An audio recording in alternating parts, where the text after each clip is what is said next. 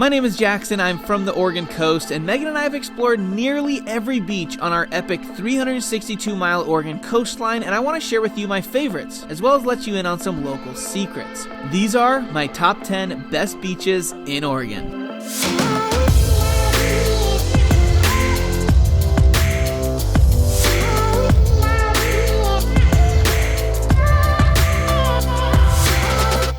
We're going to start off with an iconic beach, Pacific City, which is located on the northern coast, and it is home to the biggest of the 3 officially named haystack rocks on the coast. But it is most known for being home to the iconic 240-foot tall sand dune of Cape Kiwanda. And on a beautiful day, there is nowhere on the Oregon coast that is more fun. It's a great surf spot, and this is my dad actually catching a nice little wave during competition last year. This beach is home to some of the fluffiest sand on the coast, and this giant sand dune will kick your butt very quickly when you hike to the top. It feels like it's about 500 feet tall, and it does get harder for me every year. This is steeper than I thought.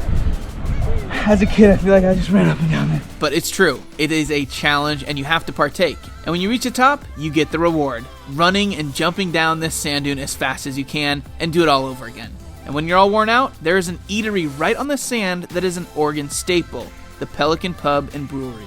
Grab some food, enjoy one of their local brews, and soak in all the action right on the beach. Now, just 20 minutes north of Pacific City is another epic beach, if you can get to it, Cape Lookout South Beach. Cape Lookout is, well, a cape, and to the north you have an easily accessible beach, and to the south you have a nearly uninhabited beach. Just park at the Cape Trail parking lot, and instead of doing the Cape hike, you take the South Beach Trail, which is just under 2 miles long, where you descend 840 feet to the beach below. We made it. Cape Lookout, South Beach. Where on the busiest week of the year, there were 5 to 10 people here. It was just unreal, and it's sort of a secret. And speaking of secrets, my next video is the top 10 secret beaches in Oregon, so keep that on the down low. But also like and subscribe and share this with all your friends. But this beach is great because it gets protected from the north winds, and you have your choice of where you want to settle down. There is a ton of beach here to enjoy. Just know you do have a hike back to your car. Let's now head to the northernmost beach on my list, to my hometown of Seaside, which I know I'm biased, but it really does boast one of the best beaches in Oregon. No more of that hiking and stuff. It is easily accessible due to the bustling promenade, which parallels the beach frontage, bisected by the iconic turnaround. Seaside Beach is perfect for families and those looking to enjoy traditional beachside fun, as the town really is an entertaining mecca, but we're here to talk about the beach. It is extremely flat and therefore a huge beach regardless of the tide. And at low tides, you have the opportunity to partake in my favorite activity to do at home, digging razor clams. This is quintessential Seaside. But if you don't want to clam, there are a ton of other activities, as Seaside has great sandcastle sand, some dunes in the south to ride your bike, some fun surf, and it is one of the most visited beaches in Oregon, as it hosts a ton of major events. This beach is perfect for everyone. Now we're going to head just 8 miles south to my other home beach, and probably the most recognizable beach in Oregon. This is Cannon Beach. Cannon Beach is easily recognized by this expansive beach, lined by cute ocean cottage homes, an upscale town scene, and then the obvious. Jutting up out of the sand on the shoreline is the most famous rock stack in Oregon. This is Haystack Rock. And nesting on Haystack are a number of birds to check out. You can also go tide pooling at the base of Haystack at low tide, or just relax here, because that is what Cannon Beach is all about. Now, Cannon Beach is certainly a premier destination for any traveler, and with good reason. It really is perfection. There's many great spots nearby to check out and maybe escape to during the day, such as Indian Beach to the north, Hug Point to the south. Regardless of where you go, I don't think anywhere is as magical as Cannon Beach. Although Megan might disagree, because just 15 minutes south of Cannon Beach is her favorite beach on the Oregon coast, Smuggler's Cove. Short sands, or as the locals call it, Shorties. Shorties really has it all from the moment you park. You take this beautiful 12-minute hike in, which takes you through luscious old-growth forests, and the path actually parallels this gorgeous stream for about half a mile before spitting you out onto the secluded cove, where the magic is tangible. Every time I come here, it reminds me of my love for the Oregon coast. And growing up here, one of my favorite things to do was play in the streams. There are a bunch of them cascading down through the beach. You also have Blumenthal Falls at the north end of the beach, some tide pooling in the south, and there's just this really cool hike out to Cape Falcon, starting right at the headland. But the icing on the cake is that this can be one of the best surf spots on the coast. The only drawback of short sands is that this water is some of the coldest on the coast. It can really get icy here, like icy, but that is the classic Oregon coast experience, so enjoy it. Alright, let's head south to the central Oregon coast where there's maybe the most different feeling beach on this list and also the most expansive. Florence. Now, Florence Beach and the Florence Dunes are sort of this whole area here marked by a bunch of beach access points for you to check out. But no matter where you go, you will see that these dunes are otherworldly and engulf any other identity of this region.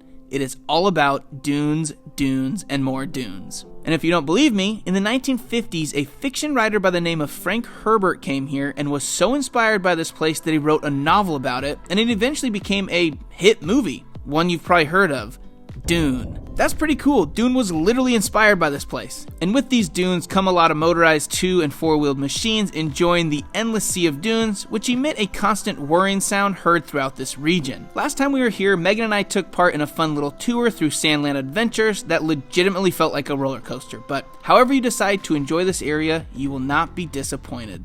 Moving on to a place where you can find some peace void of the sound of motorized vehicles is about 60 miles south of Florence and is just a hidden gem of the Oregon coast. This is South Cove Beach. It's nestled near Cape Arago and faces literally due south. And one of the many great things about South Cove and this whole area is that Highway 101 bypasses it, so it's often out of sight, out of mind from a lot of tourists. If you do make the turn on your way to South Cove, you pass a number of beautiful beaches that suck in beachgoers and filter down the crowds. These are popular spots where South Cove remains under the radar. In order to get to it requires a very small hike down and a small scramble down some loose rocks at the end, so be aware. But once on the beach, it has pristine sands, dramatic rocky cliffs, offshore islands, and is just a perfect place to spend a quiet day of relaxing or tide pooling. All in all, it's a great secret beach and arguably the most unexplored hidden gem on this list.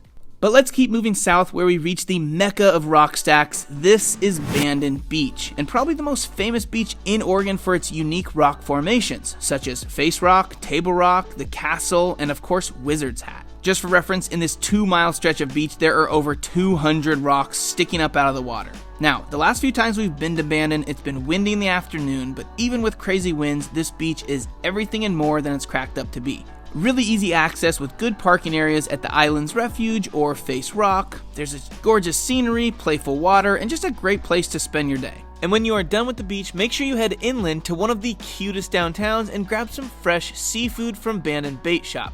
Fresh fish and chips will get you fueled up for our journey south, where we arrive at one of my favorite coastal towns and one of the oldest in Oregon, Port Orford. Port Orford gives you easy access to rugged, unspoiled beauty, but this area has a little more history. The main rock right here is called Battle Rock, and you can climb up on it and get even better views of the coast, which, I mean, just look at this beach. Just goes on for miles and miles and is accented by, of course, more rock stacks. Anyway, the history of Battle Rock is a somber reminder that we live on stolen lands. The story is that Battle Rock was captured by explorers in 1851, where a bloody standoff took place with Native Americans, eventually forcing them down the beach, and the colonizers established a new port town, Port Orford. Fast forward 170 years, and here we are. A popular destination for anyone to come visit and enjoy this incredible beach. Now let's head even farther south to the southernmost beach on this list, Harris Beach in Harris Beach State Park. This is the forgotten beach of the South. It's located just south of this 12-mile-long famous stretch of coast called the Samuel H. Boardman Scenic Corridor. This is without a doubt the most breathtaking stretch of coastline in Oregon and brings in viewers from all around the world to see this rugged and serene landscape. And because there are wild views along the corridor, Harris Beach often gets forgotten despite it being such a gorgeous beach with a ton to do.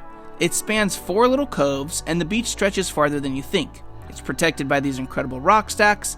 My favorite part of this beach is there is a ton of driftwood that you can use to build fun driftwood structures and houses and dens and do what you have to do, but have fun with the driftwood. Anyway, this beach is always less crowded than it should be. If you come to Harris Beach, you'll have the place to yourself.